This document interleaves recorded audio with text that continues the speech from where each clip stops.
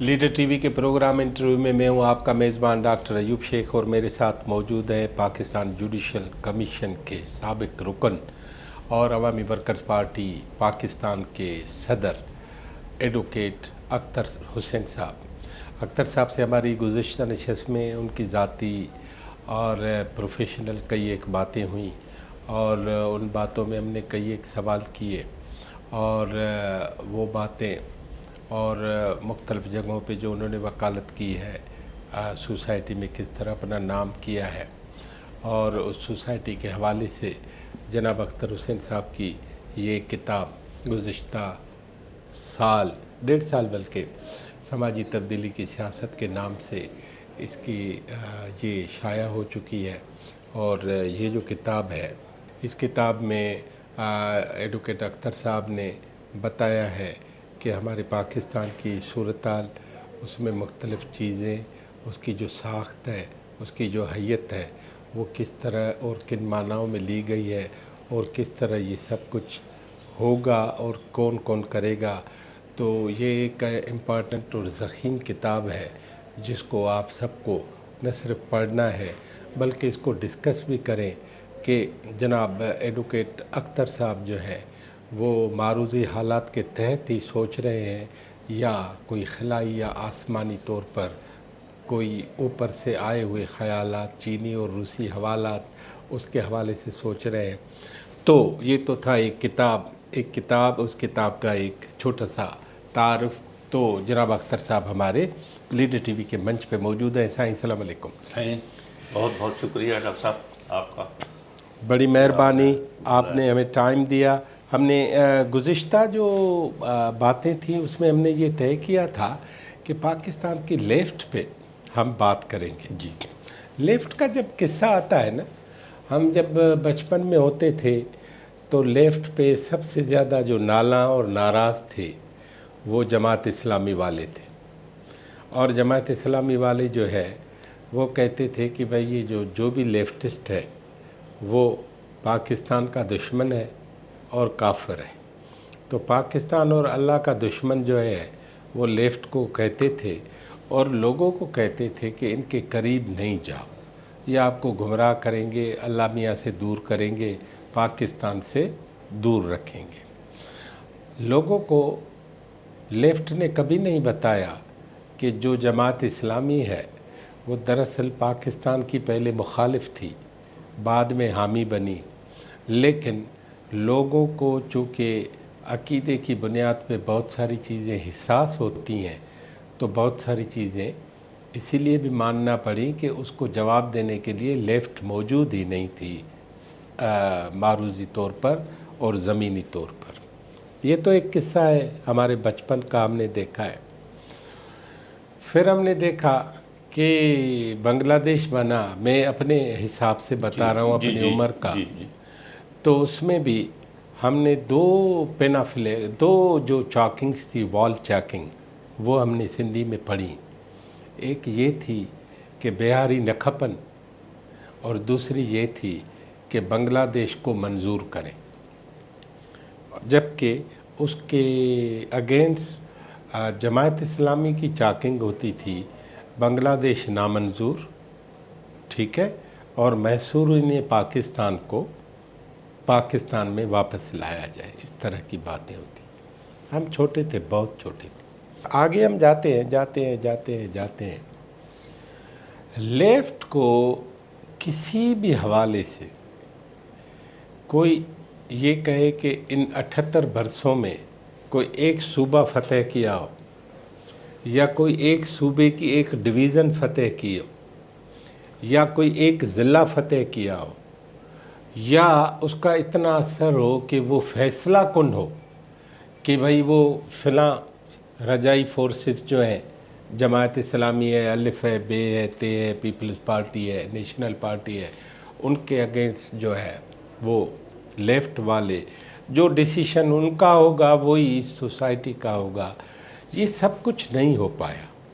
मैंने तमीज़ बता दी है। मैं चाहता हूँ कि आप उस क्रोनोलॉजिकली अब कुछ बता सकें कि पाकिस्तान में शुरू से क्या हुआ, پھر ہم نے شروع سے آخر تک ایک چلتے چلتے حسن ناصر دیکھا ہے، نذیر عباسی دیکھا ہے، اس کے بہت سارے لیڈر دیکھے ہیں، پابند سلاسل رہے ہیں، بہت ساری قربانیاں دی ہیں، ان کی بہت ساری نام و نشان ہے، اور ان کی بہت ساری وہ چیزیں لوگ ان کو مانتے ہیں، یہ فلاں صاحب، یہ فلاں صاحب. لیکن کثیر ایک غالب تصور ہمارے پاکستانی سوسائٹی پہ لیفٹ کا آج بھی نہیں ہے. ریزنز اور یہ ساری باتیں میں نے رکھ لی ہیں، ابھی مائک آپ کے حوالے ہے. ڈاکٹر صاحب آپ نے ایک ساتھ میرے خیال میں 70-75 سال کی جو ہے وہ تاریخ جو ہے وہ رکھی ہے لیفٹ کے حوالے سے. پھر اسی طرح سے میرے خیال میں جو ہے وہ شروع سے ہی جو ہے وہ آپ سے بات کروں گا کہ پاکستان بننے کے ساتھ جو ہے وہ کس طرح سے لیفٹ امرج ہوا یا نہیں ہوا جو ہے آپ کے خیال کے مطابق. دیکھیں کہ جو پاکستان بنا تو پہلا جھگڑا تو اس کے اوپر یہ شروع میں تو نہیں ہوا، لیکن قائد اعظم کے موجودگی تک تو انہوں نے یہ کہا کہ جی وہ 11 اگست 1947 میں جو قائد اعظم صاحب نے اسمبلی میں، اور یہ تقریر اس وجہ سے اہم ہے کہ یہ آئین سیاست میں لیڈرز جو ہیں وہ مختلف جگہ پر مختلف باتیں کرتے ہیں ایک حوالے سے، لیکن آئین ساز اسمبلی میں جو آئین بنا رہی تھی اس میں قائد اعظم صاحب کی پالیسی اسٹیٹمنٹ تھی. اس پالیسی اسٹیٹمنٹ میں انہوں نے یہ کہا تھا کہ جو آپ سب کو جو ہے پتہ ہے کہ یہ ہر شخص کا مذہب کے طور پر آزاد. بلکہ ایک اور بات میں آپ کو بتاؤں، مولانا شبیر احمد عثمانی نے جب وہ اجلاس شروع ہوا اسمبلی کا، کبھی کنفرم کیجئے گا ریکارڈ سے، تو انہوں نے کہا تلاوت ہو جائے. تو قائد اعظم نے کہا کہ مولانا آپ اپنی تقریر سے پہلے جتنی مرضی تلاوت کر لیجئے گا، اس اسمبلی میں مختلف مذاہب کے لوگ ہیں، اس لیے پھر تمام مذاہب کی ہمیں جو ہے وہ ریسائٹیشن کرنی پڑے گی، تو اس لیے آپ اپنی تقریر سے پہلے اپنی تلاوت کر لیجئے گا. تو ایز سچ تو تلاوت بھی نہیں ہوئی اس کا اجلاس سے پہلے. اور پھر انہوں نے قائد اعظم کی اس حد تک جو ہے وہ کمٹمنٹ سیکولرزم کی حد تک ان کے ساتھ تھی. سیکولرزم کا لفظ بھی میں نے لے لیا. اب وہ بات یہ ہے کہ ہمارے مولوی تو سیکولرزم کو بھی لادینیت کہتے ہیں، حالانکہ سیکولرزم رواداری ہے. رواداری نہیں جی، آپ یہ کہیں کہ کس طرح سے آپ تمام کو برداشت کرتے ہیں لوگوں کو اور ایکولی ٹریٹ کرتے ہیں آپ اس کو. سیکولرزم کا لفظ سیکولم سے نکلا ہے، تو دنیاویت پسندی کے معنی میں آتا ہے سیکولرزم کا، کہ تمام لاز یا کانسٹیٹیوشن یا ڈیولپمنٹ سوسائٹی کی دنیاویت پسندی پر ہوگی. دنیاویت پسندی کا مطلب یہ ہے کہ جس قسم کی اکنامکس ہوگی ڈیولپ ہوگی، اس کی سوشالوجی ڈیولپ ہوگی، جو دنیا والے سوچ رہے ہیں اسی کے تحت ہوگا. سیکولر لاطینی زبان سے نکلا، اور ایک پادری تھا چرچ کے اندر ہی رہتے ہیں اس میں، تو وہ نکل کر باہر بستی میں جا کے رہنے لگا، تو اس کو چرچ نے کہا ایکس کمیونیکیٹ کیا اور کہا کہ یہ سیکولم ہو گیا ہے، یعنی اس نے دنیا اختیار کر لی ہے، آبادی میں جا کے رہنے لگا ہے. تو یہ تو دنیاویت پسندی کے معنی میں انہوں نے اس کو لادینیت جو ہے وہ کر دیا. تو وہ تو قائد اعظم صاحب کا کہنا یہ تھا کہ بھائی آپ جو ہمارے لاز کی ڈیولپمنٹ ہے وہ ایکوالٹی کی بنیاد پر، دنیاویت پسندی کی بنیاد پر ہوگی. مذہب کے طور پر ہر ایک آپ آزاد ہیں، اپنے مذہب کے مطابق مسجد میں جائیں یا چرچ میں جائیں یا اس میں جائیں، لیکن as a citizen of state ہم سب ایکول ہیں. تو پہلی چیز تو وہاں سے جو ہے قائد اعظم کے جانے کے بعد یہاں ہم آ گئے اس ڈاکٹرین پر جو آئزنہاور ڈاکٹرین کہلاتی ہے، کہ سیکنڈ ورلڈ وار کے بعد انہوں نے کہا کہ to use religion against the forces of social change. یہ آئزنہاور نے کہا کہ جب ادھر سے سوویت یونین دو بن گیا، دو بلاک میں دنیا تقسیم ہو گئی، تو انہوں نے کہا کہ ان کو آپ کاؤنٹر کرنے کا طریقہ جو ہے ایک وہ مذہب کو استعمال کرنا ہے. تو جہاں مسلمان تھے وہاں اسلام کو استعمال کیا، جہاں ہندو تھے وہاں ہندو مت کو کیا، بدھ مت کو کیا، کرسچینٹی کو کیا. تو یہ تو ایک تاریخ ہے. اب میں پارٹی کے حوالے سے جو آپ کہہ رہے ہیں کہ لیفٹ کی یہاں پر آ کے بنی، تو آپ شروع میں بعض لوگ کہتے ہیں کہ جی وہ ہندوستان سے آئے تھے لیڈرز، تو وہ یہاں کی سوسائٹی میں ایڈجسٹ نہیں ہو سکے. بھائی ٹھیک ہے، سجاد ظہیر صاحب آئے، آنے کے بعد آپ یہ دیکھیں کہ جو کانسپریسی کیس جو شروع میں تو پارٹی تھی، دیکھیے ایک بڑی ٹریڈ یونین موومنٹ موجود تھی، کسان موومنٹ موجود تھی، اور اس وقت کی ڈیولپمنٹ کے لحاظ سے آپ مرزا ابراہیم صاحب نے لاہور میں الیکشن لڑا تھا اسمبلی کا، اور وہ الیکشن جیت گئے تھے۔ جیتا ہوا الیکشن کرمانی صاحب کو دوسرے دن انہوں نے ڈکلیئر کیا جا کے، تو ایک اس وقت تو پارٹی کی روٹس تھیں، لیکن اس کے بعد 45 ادھر بھی تھا 7۔ ہاں، تو اس میں وہاں بھی یہ 47 والا مسئلہ ہوا۔ اب آپ کانسپریسی کیس پر آ جائیں کہ کانسپریسی کیس کوئی کمیونسٹ پارٹی کا نہیں تھا کہ ہم اس ملک کے اندر کوئی تختہ الٹ رہے ہیں۔ جنرل اکبر صاحب جو ہے ان کی لیاقت علی خان صاحب سے اختلاف تھا کشمیر والے مسئلے پر، ان کی بیگم سمپیتھائزر تھی پارٹی کی کسی حد تک، لیکن انہوں نے ایک میٹنگ کی اور اس میں ان کو بلایا، یہ چلے گئے، اس کو کانسپریسی کا نام جو ہے وہ دے دیا گیا۔ اس کے اوپر لاگ سے اس وقت بحث نہیں کرتے ہیں کانسپریسی کیس پر، لیکن اس کے پارٹی کو بین کر دیا گیا، تمام اداروں کو پارٹی کے بین کر دیا گیا، طالب علم تنظیم ڈی ایس ایف کو بھی، اور ٹریڈ یونین فیڈریشن کو بھی، اور کسان کمیٹی کو بھی، تمام تنظیمیں جو ہے وہ بند ہو گئی۔ اب اس کے بعد کی جو میں سمجھتا ہوں کہ جو غلطی ہے کمیونسٹ پارٹی کی، کہ دنیا بھر کے اندر ضروری نہیں ہے کہ کمیونسٹ پارٹی کے نام سے ہی کام کیا جائے، اس کا نام ورکرز پارٹی ہو سکتا ہے، پیپلز پارٹی ہو سکتا ہے، کوئی نام ہو سکتا ہے، کسی نام سے آپ پارٹی کا نام ایران میں نہیں تھا، تودا پارٹی افغانستان میں نہیں تھا، تو انہوں نے کمیونسٹ پارٹی کا نام ہی رکھا اور اس کو انڈر گراؤنڈ کر دیا، اور جا کے جو نیشنلسٹ تھے ان کے ساتھ ایک یونائٹڈ فرنٹ جس کو کہتے ہیں، وہ یونائٹڈ فرنٹ دراصل نہیں تھا، آپ 4 آنے کے ممبر تھے اس نیشنل عوامی پارٹی کے، اور اس کے اندر رہتے ہوئے آپ کام کر رہے تھے۔ تو اس کی جو ہماری جو بعد کا جو ہمارے ایکسپیرینس ہمیں جو دکھاتا ہے وہ یہ ہے کہ نہ تو ہماری لیڈرشپ ڈیولپ ہو سکی، نہ ہماری پارٹی ایمرج ہو سکی۔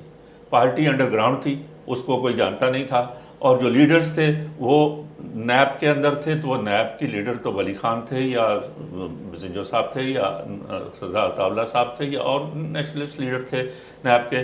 ان کا مسئلہ جو یہ تھا اس ملک کے اندر کہ ایک فیڈرل سٹیٹ کو، ملٹی نیشنل سٹیٹ کو یونٹری سٹیٹ بنا دیا گیا تھا 1 یونٹ کی صورت میں، تو ان کا سب سے بڑا مسئلہ تو ہمارے نیشنلسٹ لیڈرشپ کا تو 1 یونٹ کو توڑنا اور حق حکمرانی کو بحال کرنا اپنے صوبوں میں۔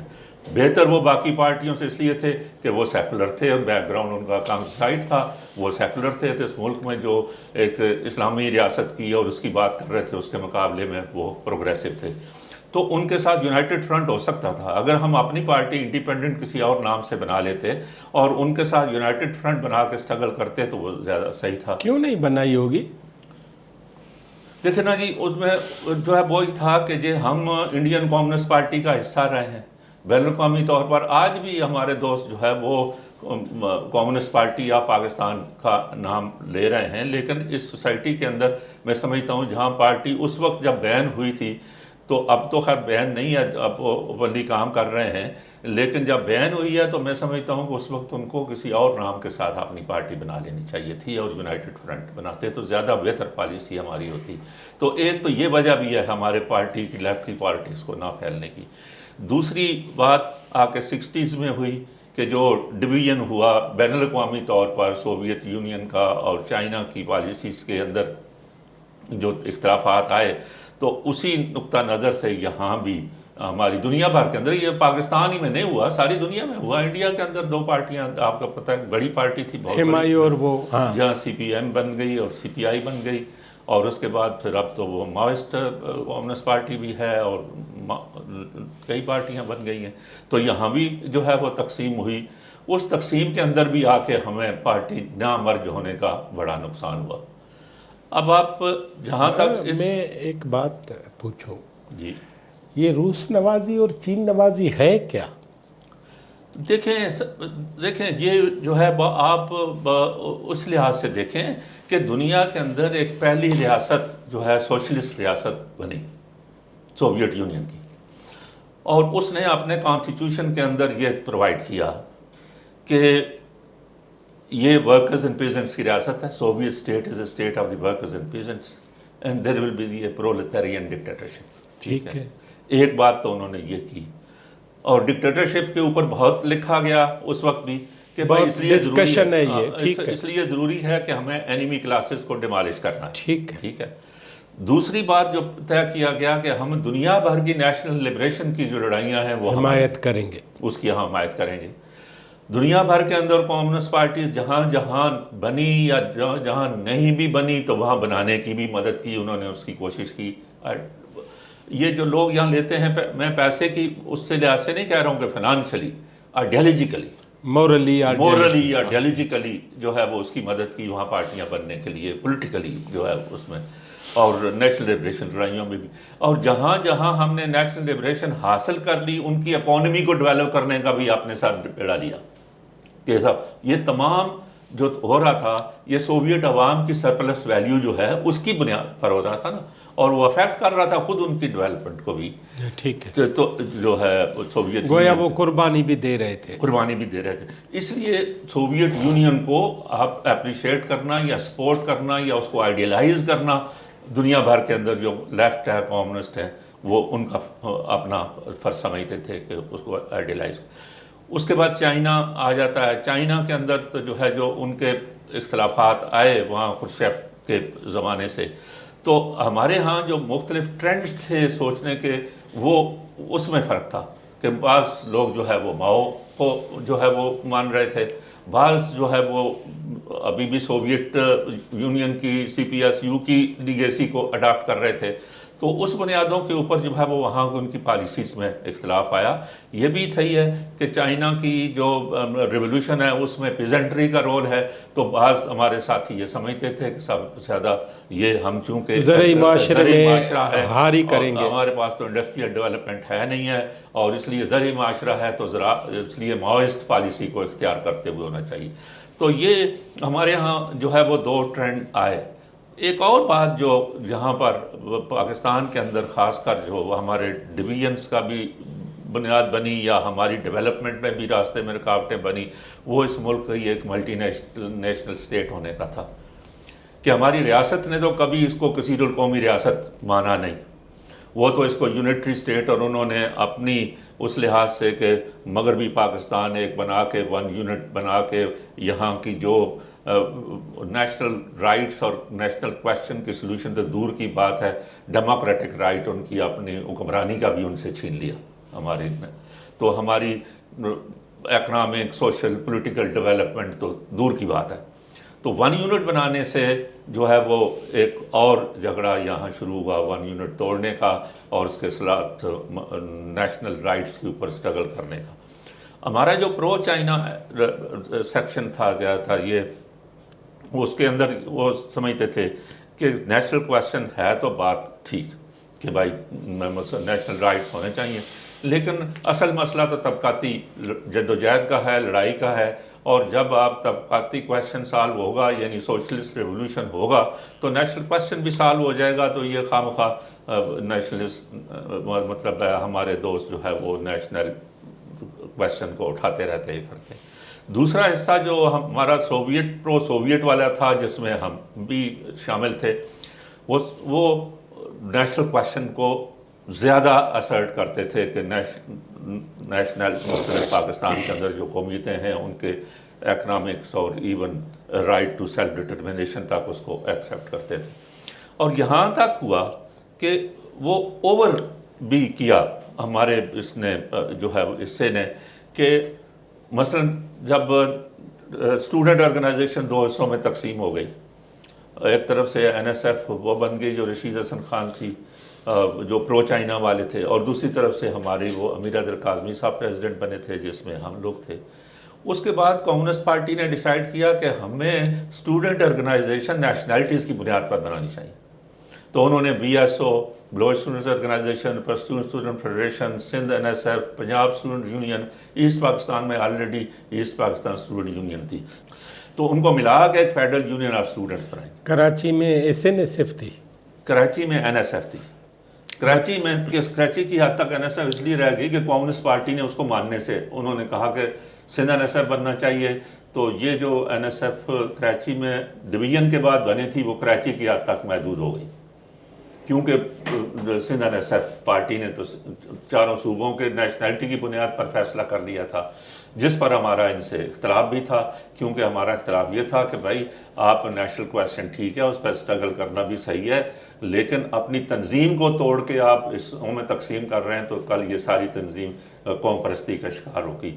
تو چنانچہ آپ دیکھیں کہ افراسیاب خٹک صاحب کمیونسٹ پارٹی کے ممبر تھے جو P S F Pashtun federation کے لیڈر بنے، ہائی بلوچ صاحب اور باقی اور ہمارے راز گپتی تھے اور دوسرے دوست تھے، بی ایس او چلائی انہوں نے چلائی، وہ بھی کمیونسٹ پارٹی کے بیسیکلی تھے، لیکن وہاں اس کے بعد آپ دیکھیں گے تمام وہ نیشنلزم کا شکار ہوئے جتنے بھی ہماری بنے۔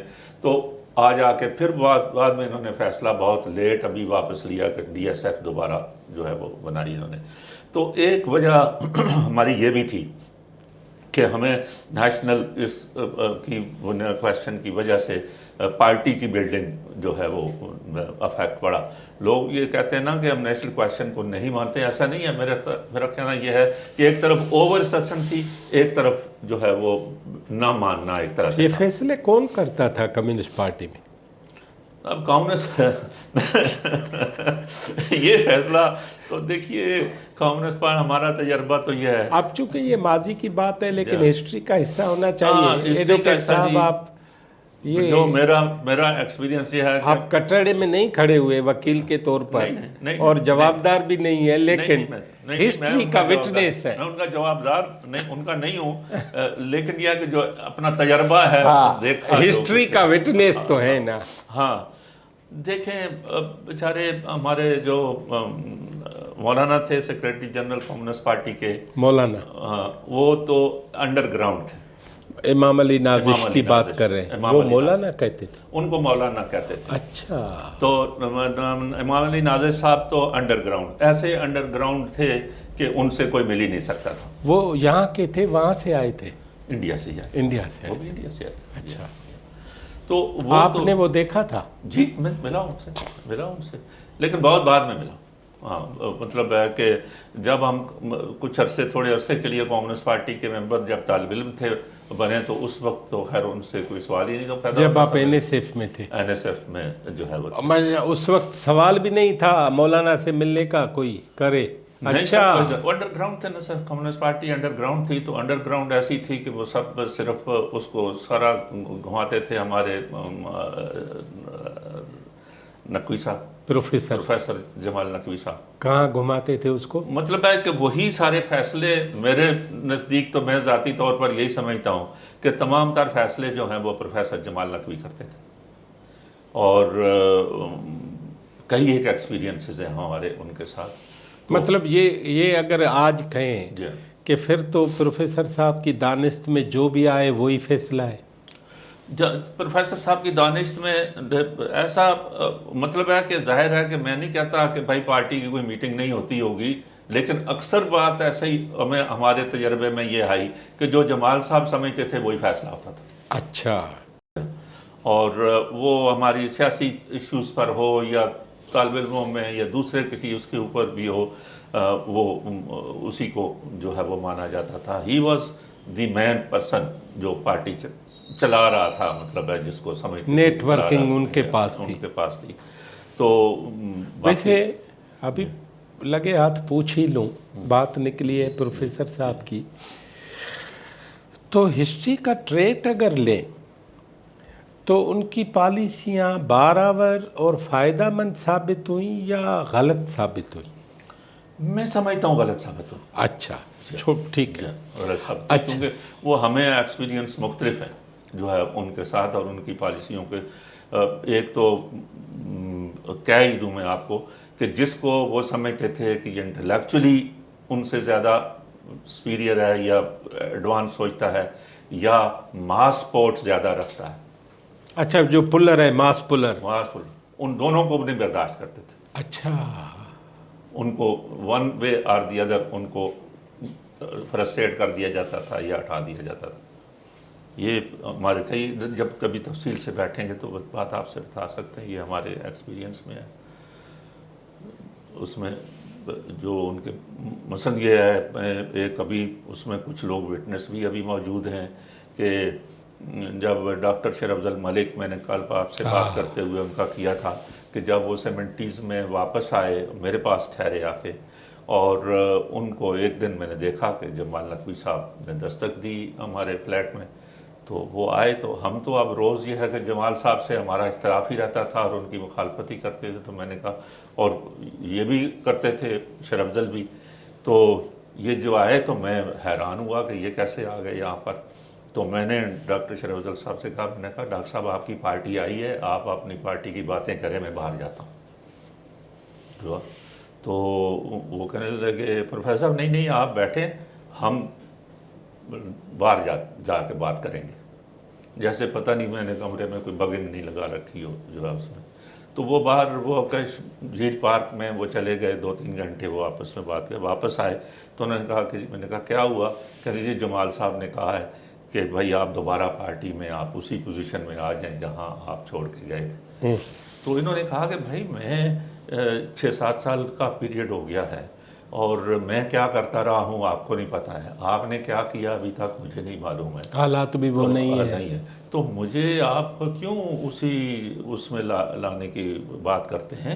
میں نے کوئی اور پارٹی کے خلاف میں نہیں ہوں، میں پارٹی کو ہی مانتا ہوں، لیکن میں آپ کے بہت ساری چیزوں سے اختلاف کرتا ہوں.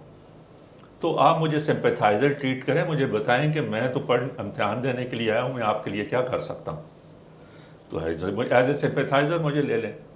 تو انہوں نے کہا کہ یہ ہم سے طالب علم تنظیم نہیں بن رہی ہے، تو آپ طالب علم تنظیم ہمیں مدد کریں بنانے میں.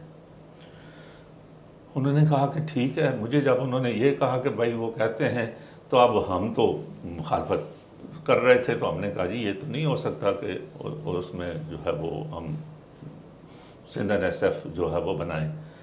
اور لیکن وہ ڈاکٹر صاحب میں ایک چیز تھی کہ جس پوائنٹ کو وہ پکڑ لیتے تھے یا کام کو شروع کرتے تھے، تو وہ نہ دن دیکھتے تھے، نہ رات دیکھتے تھے، نہ سوتے تھے، نہ سونے دیتے تھے. وہ ایجنڈا ان کا جاری رہتا تھا. اگر 12-1 بجے بھی ہوتا تھا تو پھر کہتے تھے اٹھ بے جیل میں، ذرا مجھے بتا تو صحیح آج جو فلانا بندہ ملا تھا اس کی بات کا مطلب کیا ہے. تو he was analysing every person, جتنے لوگوں کو، ایسا تک وہ باشعور آدمی اور تنظیمی آدمی تھے کہ سارا دن جن لوگوں سے ملتے تھے رات کو وہ تجزیہ کرتے تھے، ساری چیز اسیسمنٹ کرتے تھے. تو وہ انہوں نے کوئی 6 مہینے تک ہمارے ساتھ لگے رہے. تو کہ بھائی اب پارٹی نے کہا ہے سندھ NSF بنانے کو، پارٹی مطلب وہ ویسپا پہ چل کے، ہاں وہاں. تو اب وہ انہوں نے، ہم نے پھر لڑکوں سے جب ہم کنونس ہو گئے کہ اچھا ڈاکٹر صاحب کہہ رہے ہیں، تو ہم نے بھی اسٹوڈنٹ سے یہ جو مجاہد بریلوی وغیرہ سارے جو ہیں، شاہد کھوسو، اور یہ اس وقت کی جتنی بھی ایک زلیخا واحد ہوتی تھی، ایک بڑی ٹیم تھی جو مختلف کالجوں کے اور اس کے office bearers, president, secretaries, leaders type تھے. کچھ نام اور اگر یاد ہوں تو بتائیں ریکارڈ کے لیے. مجاہد بریلوی کا نام یاد ہے. ایک وہ خورشید حسنین جس کو الیکشن لڑوایا تھا، وہ ابھی شاید ریٹائر ہو گئے ہیں، اسلام آباد یونیورسٹی میں تھے. اور شاہد کھوسو کا نام مجھے یاد ہے. یہ حسنین کاظمی ایک وہ ان کا ابھی وہ موجود ہیں. اور یہ ڈاکٹر جعفر احمد صاحب تھے. اچھا، یہ سارے جو تھے. ڈاکٹر جعفر احمد صاحب اتنے نہیں، وہ ینگ ہوں گے تھے لیکن ینگ تھے یہ سارے. ہم نے ان کے ساتھ مل کر ینگ رائٹرز فورم بنایا تھا کہ جب ہماری اسٹوڈنٹ ایج ختم ہو گئی تو ہم کیسے نوجوانوں کو اکٹھا کر سکیں، تو ینگ رائٹرز فورم ہم نے بنایا تھا. تو ان کے ساتھ ہم نے سارے بات کی، اور وہ کوئی یہ ہمیں 6-8 مہینے لگے ہم کنونس کرنے میں دوستوں کو. جب وہ تیار ہو گئے، انہوں نے اپنا ہمیں دیا تھا کہ آپ کے ساتھ ڈاکٹر شرف افضل کو کہ جو کانٹیکٹ میں رہیں گے، کیونکہ وہ تو انڈر گراؤنڈ تھے جمال نقوی صاحب، تو ان کو جو تھے کانٹیکٹ میں زاہد نذیر یا ڈاکٹر منظور صاحب جو ہیں وہ کانٹیکٹ میں. اچھا، ڈاکٹر منظور صاحب کون ہیں؟ ڈاکٹر منظور صاحب آپ نہیں جانتے؟ ڈاکٹر منظور صاحب ڈرگ کالونی میں ان کا کلینک ہوتا تھا، اور وہ بھی پارٹی کے کافی مطلب ہے پرانے لوگوں سرگرم تھے. ہوتے. تو وہ کانٹیکٹ میں رہیں گے. تو انہوں نے کہا کہ بھائی ہم نے دوستوں سے بات کی ہے، تو اب اس کا طریقہ کیا ہو. تو ہم نے کہا کہ بھائی ان کا اب یہ ہو سکتا ہے کہ بھائی آپ جنرل سیکریٹری کمیونسٹ پارٹی کا رکھیں، میجارٹی سینٹرل کمیٹی کی آپ کمیونسٹ پارٹی کی رکھیں، لیکن باقی عہدے صدر ودر نائب صدر یہ وہ ان لڑکوں کے ہیں، یہ لیڈرز ہیں، تو یہ لیڈرشپ کے آگے بڑھے گی بھی، آگے بڑھے گی، لیکن پالیسی میکنگ میں آپ اپنی میجارٹی رکھ لیں. تو انہوں نے کہا فائن. ڈاکٹر پروفیسر صاحب نے کہا نہیں، ڈاکٹر منظور یہ نے جو آپ کے فوکل پرسن دیے گئے تھے، انہوں نے کہا ہاں بالکل ٹھیک ہے. لیکن جب یہ ہمارا فیصلہ ہوا، انہوں نے کہا اچھا ہم پارٹی میں جائے گا. پتہ چلا 2 دن کے بعد ڈی ایم سی میں سندھ این ایس ایف کا کنونشن ہوا، اور ڈاکٹر جبار کھٹک اور یہ اپنے شیخ تنویر صاحب یہ اس کے آفس بیررز وغیرہ بن گئے. اور ہمیں دوسرے دن جوتے پڑنے شروع ہو گئے کہ بھائی یہ آپ نے اچھا فیصلہ کیا، ہمارے ساتھ کرایا، اور ہم نے تو اپنا کنونشن کر لی، انہوں نے کر لی. تو ہمارے سمجھ میں نہیں آتی تھی کہ بھائی یہ پروفیسر صاحب جو ہے وہ کیوں مطلب ہے کہ ماس آرگنائزیشن بھی نہیں بننے دیتے، جب یہ نوجوان آپ کو ہم دے رہے ہیں کانٹیکٹ میں. مطلب ماس پولر لیڈر بھی نہیں چاہیے اور وہ ماس آرگنائزیشن بھی نہیں چاہیے. تو یہ کچھ تو ان کی کچھ جو پالیسیز تھیں اس کا مسئلہ تھا، کچھ نظری طور پر جو انہوں نے جو فیصلے کیے تھے، تنظیمی طور پر جو فیصلے کیے تھے، وہ بھی ایک پارٹی کے میں وقفے پہ جا رہا ہوں، ایک سوال پوچھوں اس کا جواب دیں. پھر بھی کمیونسٹ پارٹی پروفیسر کے ساتھ کوئی 10-15 لوگ، پولٹ بیورو کوئی تو ہوگا نا؟ سر آخر میں آ کے تو آپ نے دیکھ لیا کہ جب وہ منحرف ہوئے سوشلزم سے، تو اس کے بعد کون رہا ساتھ ان کے؟ جام ساکی اور بھی چند ایک ساتھی تھے جو ان کے ساتھ ہوئے، وہ بھی اس وقت اس کے خلاف بات کرنے لگے تھے. تو ایک طرح سے تو انہوں نے تتر بتر کر دیا تھا سارا. سوویت یونین ٹوٹنے کے بعد جو ہے دیکھیں نا جی، دنیا بھر کے اندر جہاں دیکھیں، جہاں کمیونسٹ پارٹیاں مضبوط تھیں، ماس روٹس تھیں ان کے، وہاں سروائیو کر دی سوویت یونین ٹوٹنے کے بعد.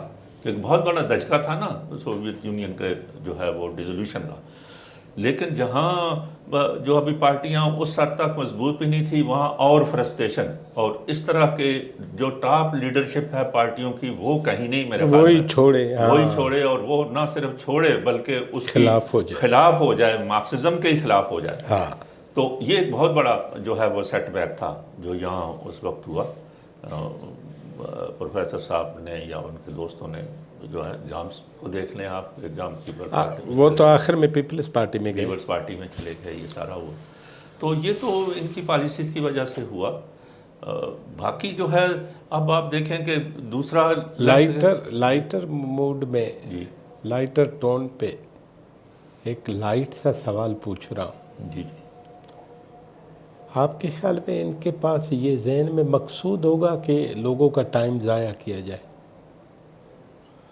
سر اب میں نہیں سمجھتا کہ مقصود یہ ہے کہ اس مقصد کے ساتھ کہ لوگوں کو ٹائم، یا انٹینشنلی یا ڈیلیبریٹلی یہ کر رہے تھے، یا عقل ہی تھوڑی تھی؟ جی عقل تھوڑی تھی. میں نہیں سمجھتا. میرے خیال میں یہ اس چیز جو وہ انڈر گراؤنڈ اور سیکریسی کا جو مسئلہ تھا نا، اس نے اور زیادہ ان کو بیلنس خراب کر دیا تھا.